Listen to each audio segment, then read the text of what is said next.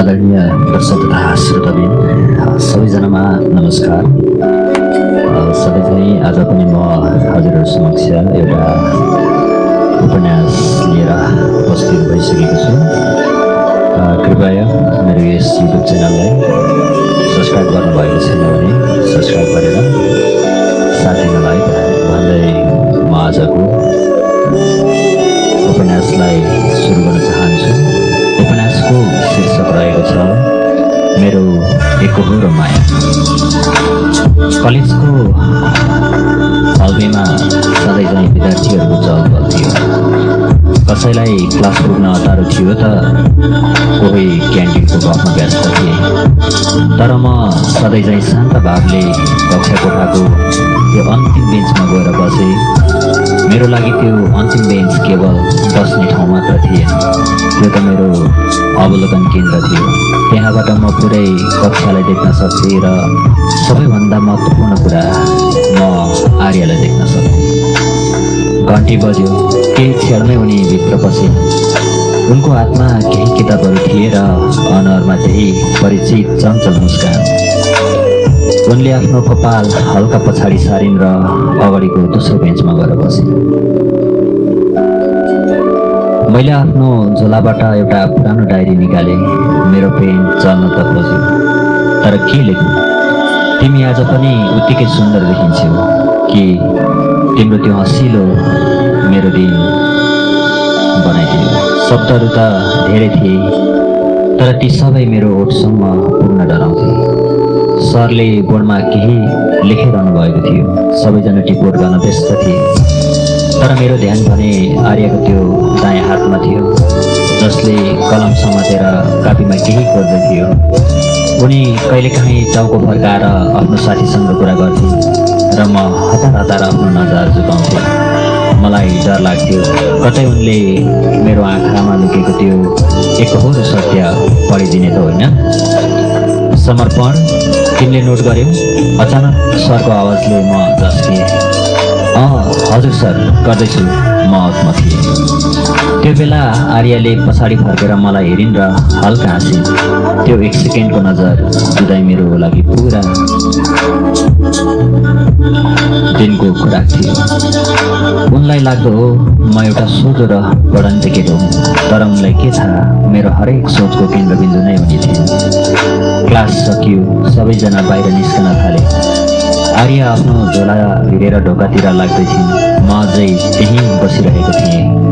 जाँदैनौ समर्पण? उनले ढोकाबाट सोधिन्। एकछिनमा जान्छु, मैले मधुरो स्वरमा भने। उनी बाई भन्दै हिँडिन्। मेरो नजरले उनलाई कोरिडोरको अन्त्यसम्म पछ्याइरह्यो। एकहोरो मायाको एउटा अनौठो नियम हुँदो रहेछ। यसमा न त पाउनुको खुसी हुन्छ न त गुमाउनुको डर। बस टाढैबाट उनलाई हेरिरहनु र उनको खुसीमा आफ्नो संसार देख्नु नै यसको पूर्णता हो। मैले डायरीको पाना पल्टाएर एउटा सानो वाक्य लेखेँ। आज फेरि उनले मलाई हेरेर मुस्कुराइन् र म फेरि एकपटक उनीसँग हार्न तयार भएँ। कलेज सकिने बेला आकाश एकाएक कालो भएर आयो। म पुस्तकालयबाट निस्कनै लाग्दा ठुलो झरी पर्न थाल्यो। कलेजको मूल ढोकामा विद्यार्थीहरूको भिड थियो, जो पानी थामिने प्रतीक्षामा थिए। म आफ्नो पुरानो कालो छाता ओढेर बस पार्कतिर लाग्नै लागेको थिएँ। अचानक एउटा परिचित आवाजले मलाई रोक्यो। समर्पण, पखन। आर्य दगुर्दै म भएकै ठाउँमा आइन्। उनको कुर्ताका किनाराहरू अलिअलि भिजिसकेका थिए। आज छाता ल्याउन बिर्सिएछु, मलाई बस स्टपसम्म साथ दिन्छौ? मेरो मुटुको धड्कन एकैछिनका लागि रोकिए जस्तो भयो। जुन केटीलाई म टाढैबाट हेरेर दिन बिताउँथेँ, आज उनी मेरो यति नजिक उभिएकी थिइन् कि म उनको सासको न्यानोपन महसुस गर्न सक्थेँ। हुन्छ नि, आऊ न। मैले अपमकिँदै छाता अलि उनीतिर ढल्काएँ। हामी सँगै हिँड्न थाल्यौँ। बाहिर पानी दर्किरहेको थियो, तर मलाई भने त्यो झरीको सङ्गीत निकै प्रिय लागिरहेको थियो। एउटै सानो छाता मुनि हामी दुईजना। मेरो काँधले उनको काँधलाई हल्का छोइरहेको थियो। मैले जानी जानी छातालाई उनीतिर बढी ढल्काइदिएँ ताकि उनी नभिजोन्। मेरो आधा शरीर भने पानीले भिजिरहेको थियो, तर मलाई त्यसको कुनै प्रभाव थिएन। तिमी सधैँ यस्तै शान्त हुन्छौ समर्पण? उनले मलाई हेर्दै सोधिन्। कहिलेकाहीँ त लाग्छ तिमी यो संसारभन्दा आफ्नै कुनै छुट्टै दुनियाँमा हराइरहेका हुन्छौ। मैले हल्का मुस्कुराएँ। हो, मेरो त्यो दुनियाँ तिमी नै हौ, मेरो मनले भन्यो। तर उठले केवल यति भन्यो, मलाई अलि एकान्त मनपर्छ। आर्या हाँसिन्। उनको त्यो हाँसो पानीका थोपाहरूसँग मिसिएर अझै खिरिलो सुनिन्थ्यो। कस्तो अचम्म! मलाई भने मान्छेहरूसँग गफ गर्न र रमाइलो गर्न मनपर्छ। सायद तिमी र म एकदमै फरक छौँ है। फरक हुनु नै त सम्बन्धको सुन्दरता हो नि, मैले बिस्तारै भने। उनले एकछिन मलाई हेरिरहन्। उनको नजरमा एउटा जिज्ञासा थियो। तिमी कहिलेकाहीँ निकै दार्शनिक कुरा गर्छौ, कतै तिमीले कसैलाई मन पराएको त छैनौ? उनको यो सिधा प्रश्नले मलाई स्तब्ध बनायो। मेरो हातमा रहेको छाता हल्का हल्लियो। किन र? त्यस्तो केही छैन। होइन, तिम्रो आँखामा एउटा कस्तो गहिरो प्रेम लुके जस्तो देखिन्छ, उनले जिस्किँदै भने।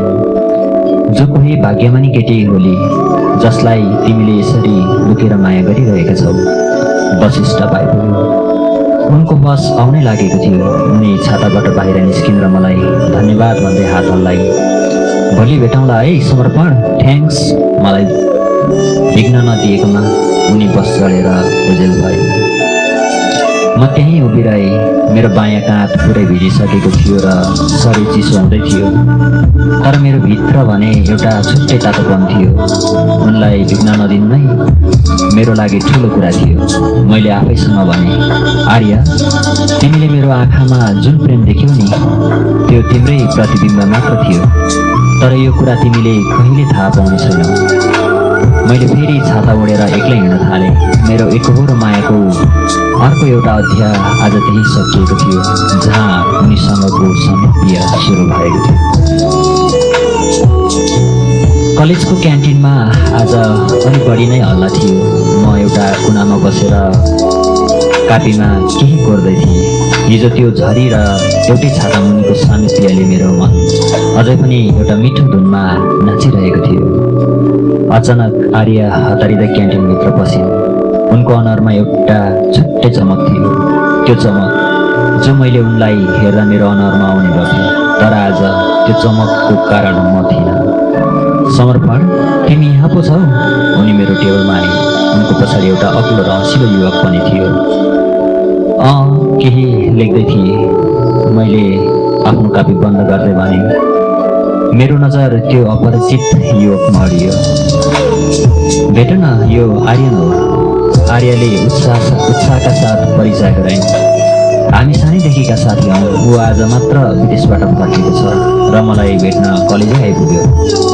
आर्यनले हात अगाडि बढायो। हेलो समर्पण, आर्यले तिम्रो बारेमा धेरै कुरा सुनाइरहेकी थिइन्। तिमी त निकै सिरियस मान्छे हौ रे नि। मैले मुस्किलले हात मिलाएर एउटा बनावटी मुस्कान दिएँ। हो, खासै त्यस्तो त होइन। आर्या आर्यनको छेउमा बसिन्। उनीहरू पुरानो यादहरू ताजा गर्दै हाँस्न थाले। आर्याले आर्यनलाई हेर्ने तरिका, उनको हरेक ठट्टामा खुलेर हाँस्ने शैली, त्यो सबै मेरा लागि नौलो र बिजाउने खालको थियो। मैले महसुस गरेँ आर्या जसरी आर्यनसँग खुल्थिन्, मसँग त्यसरी कहिले खुलेकी थिइनन्। तिमीलाई थाहा छ समर्पण? आर्याले मतिर फर्केर भनिन्।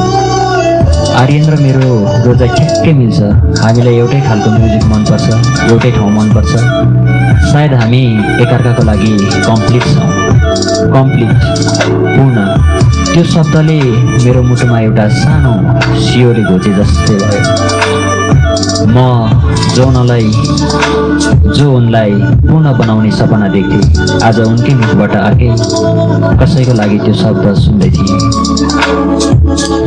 ए राम्रो हो, मैले यति मात्र भन्न सकेँ। मेरो कण्ठ धुनिए जस्तै भइरहेको थियो। उनीहरू गफमा यति व्यस्त भए कि म त्यहाँ छु या छुइनँ भन्ने कुराको पनि उनीहरूलाई पत्तो भएन।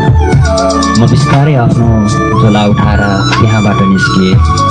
आर्यले म गएको याद समेत गरिन। कलेजको बगैँचामा पुगेर मैले एउटा लामो सास फेरेँ। एकतर्फी प्रेमको सबैभन्दा ठुलो शत्रु कुनै तेस्रो व्यक्ति हुँदैन, बरु त्यो आशा हुन्छ जो हामी आफैले पालेका हुन्छौँ। मलाई लाग्यो हिजोको त्यो छातामुनिको समय मेरो लागि एउटा ठुलो अर्थ राख्थ्यो, तर आर्यका लागि त्यो केवल एउटा साधारण सहयोग मात्र थियो। मैले आफ्नो डायरीको नयाँ पाना पल्टाएँ। आजको पानामा कुनै कविता थिएन, केवल एउटा वाक्य थियो। मैले सोचेको थिएँ म उनको कथाको नायक हुँ, तर आज थाहा भयो म त केवल एउटा यस्तो पात्र रहेछु जसको उपस्थिति पनि उनको कथा पूर्ण छ, उपस्थिति बिना पनि उनको कथा पूर्ण छ। मेरो एकहोरो मायामा आज पहिलोपटक अधिकार र अभाव बिचको खाडल देखियो र त्यो खाडल भर्न म असमर्थ थिएँ। आर्यनको आगमनपछि कलेजका दिनहरू मेरो लागि पहिलेभन्दा अझै भारी हुन थाले। जहाँ हेऱ्यो त्यहीँ आर्य र आर्यन सँगै देखिन्थे। उनीहरू हाँसो, उनीहरूको ठट्टा र उनीहरू बिचको त्यो सहजता जसलाई देख्दा मेरो मुटुमा एउटा अज्ञात पीडाको सियोले घोचिरहन्थ्यो। एक दिन कलेजको लाइब्रेरीको एउटा कुनामा म एक्लै बसिरहेको थिएँ। बाहिर घाम चर्को थियो, तर मेरो मनभित्र भने एउटा चिसो बादल मडरिरहेको थियो। अचानक आर्य आइन् र मेरो अगाडिको कुर्सी तान्दै बसे। समर्पण, तिमी आजकल किन यति धेरै हराइरहेका हुन्छौ? उनले चिन्तित स्वरमा सोधिन्। क्लासमा पनि बोल्दैनौ, क्यान्टिनमा पनि देखिँदैनौ, के मबाट केही गल्ती भयो र? मैले आफ्नो कापी बन्द गरेँ। उनको त्यो निर्दोष आँखामा हेर्दा मलाई लाग्थ्यो तिमीले त केही गरेकी छैनौ आर्य, तिमीले त केवल मलाई माया नगरेकी हौ जुन तिम्रो अधिकार हो। त्यस्तो केही होइन आर्य, अलि पढाइको प्रेसर भएर हो, मैले एउटा झुटो मुस्कानका साथ भने। ए, मलाई त लाग्यो तिमी आर्यनसँग रिसाएका छौ कि? उनले जिस्किँदै भनिन्। तिमीलाई थाहा छ, आर्यनले मलाई हिजो राति एउटा कुरा भन्यो। उसले मलाई प्रपोज गर्ने सोचेको रहेछ। म त कति खुसी छु नि।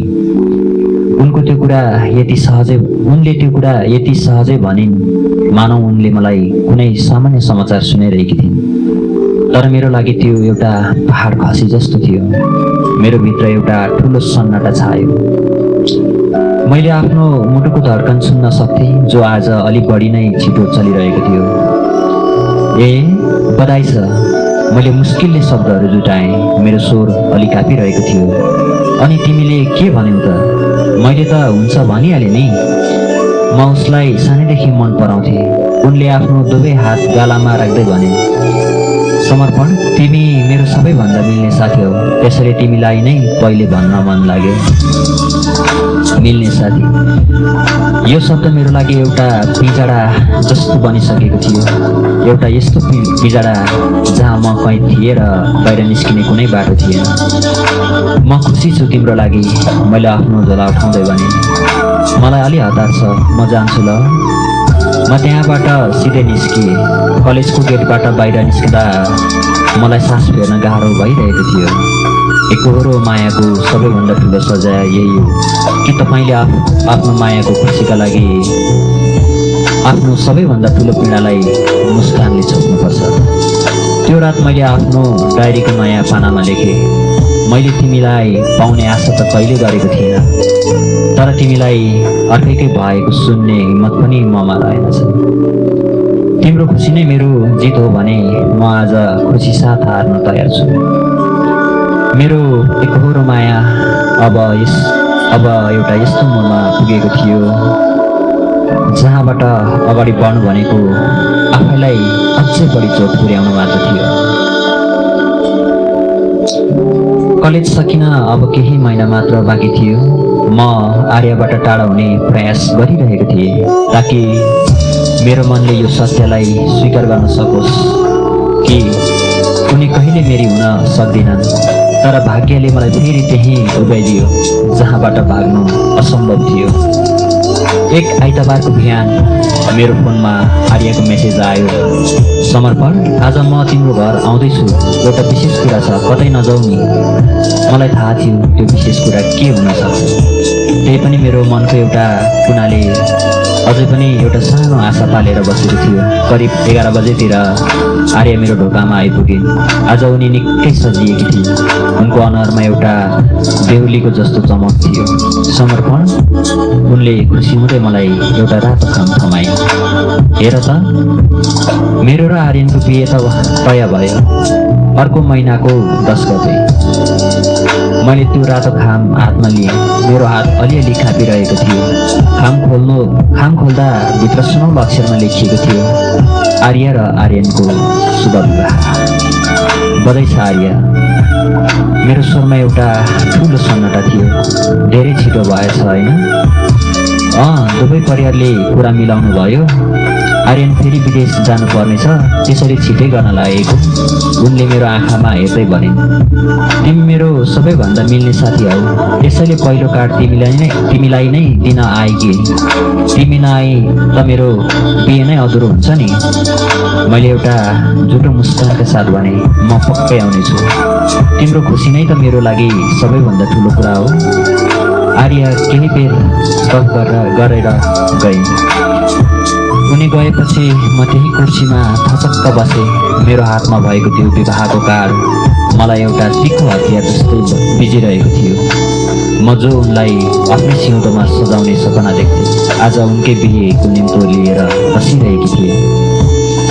त्यो रात मैले आफ्नो डायरीको नयाँ पानामा लेखेँ, मैले सोचेको थिएँ एकहोरो मायामा त्याग मात्र हुन्छ, तर आज थाहा भयो यसमा त आफ्नै मृत्युको उत्सवमा आफै सहभागी हुनुपर्ने बाध्यता पनि हुँदो रहेछ। तिम्रो हातमा अर्कैको नामको मेहेन्दी देख्न अघि म आफ्नो मनको यो अन्तिम आशालाई पनि विदा गर्दैछु।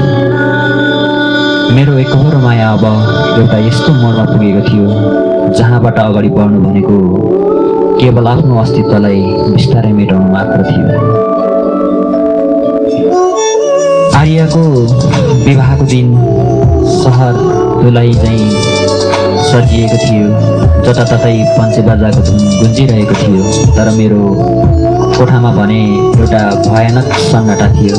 मैले आफ्नो झोला प्याक गरिसकेको थिएँ। मलाई थाहा थियो आर्यको सिउँदोमा अर्कैको नामको सिन्दुर देख्ने हिम्मत ममा छैन। मैले टेबलमा एउटा सेतो खाम राखेँ, त्यसमा आर्यको लागि भनेर लेखिएको थियो। त्यो पत्र लेख्न मलाई कयौँ रात लागेका थिए, तर आज ती शब्दहरू मेरो अन्तिम साक्षी बनेका थिए। पत्रको अनुसार, प्रिया आर्य, आज तिम्रो जीवनको सबैभन्दा खुसीको दिन हो। म चाहन्थेँ तिम्रो अगाडि उभिएर तिमीलाई बधाई दिनु, तर माफ गर, म त्यति बलियो छैन जति तिमीले मलाई ठान्यौ। तिमीले सधैँ सोध्यौ नि, समर्पण, तिमी किन यति धेरै शान्त हुन्छौ? आज यसको उत्तर दिँदैछु। म शान्त थिएँ किनकि मेरो भित्र एउटा आँधी चलिरहेको थियो जुन केवल तिम्रो एउटा मुस्कानले थामिन्थ्यो। मैले तिमीलाई कलेजको त्यो पहिलो दिनदेखि नै माया गरेको थिएँ। त्यो माया जसमा कुनै माग थिएन, केवल समर्पण थियो। तिमी आर्यनसँग हाँस्दा मलाई खुसी लाग्थ्यो, तर भित्र कतै एउटा कुनामा टुट्थ्यो पनि। तिम्रो बिहेको कार्ड समात्दा मेरो हात मात्र काँपेको थिएन, मेरो पुरा संसार हल्लिएको थियो। म तिम्रो मिल्ने साथी बनेर तिम्रो छेउमा बसिरहन सक्थेँ, तर म आफ्नो मनलाई कतिन्जेल झुटो आश्वासन दिएँ। तिमी मेरो एकहोरो माया थियो र सधैँ रहनेछौ। म कतै टाढा जाँदैछु जहाँ तिम्रो याद त हुनेछ, तर तिमीलाई गुमाउनुको यो प्रत्यक्ष पीडा हुने छैन। मलाई खोज्ने प्रयास नगर्नु, तिमी आफ्नो नयाँ संसारमा रमाउनु। मेरो प्रेमको पूर्णता नै तिम्रो खुसी हो। सधैँ मुस्कुराइरहनु, तिम्रो अपुरो साथी समर्पण। मैले पात्रलाई टेबलको बिचमा राखेर आफ्नो कोठाको साँचो घरबेटीलाई बुझाएर बाहिर निस्केँ। बाहिर जन्ती आउने तयारी हुँदै थियो। टाढाबाट बाजाको आवाज सुनिँदै थियो। मैले बसको झ्यालबाट सहरलाई अन्तिम पटक हेरेँ। सहर उस्तै थियो, मानिसहरू उस्तै थिए, तर मेरो लागि यो सहर अब रित्तो भइसकेको थियो। मैले आफ्नो डायरीको अन्तिम पानामा एउटा सानो नोट लेखेँ। आज मैले उनलाई सधैँका लागि छोडिदिएँ ताकि उनी आफ्नो हुन सकुन्। एकहोरो मायाको अन्त्य सधैँ मिलनमा आउँदैन, कहिलेकाहीँ त यो केवल एउटा मौन विदाईमा सकिन्छ। बस अगाडि बढ्यो। मेरो आँखाबाट एउटा तातो आँसु गालामा खस्यो, तर मेरो ओठले बिस्तारै भन्यो, धेरै माया आर्य। धन्यवाद।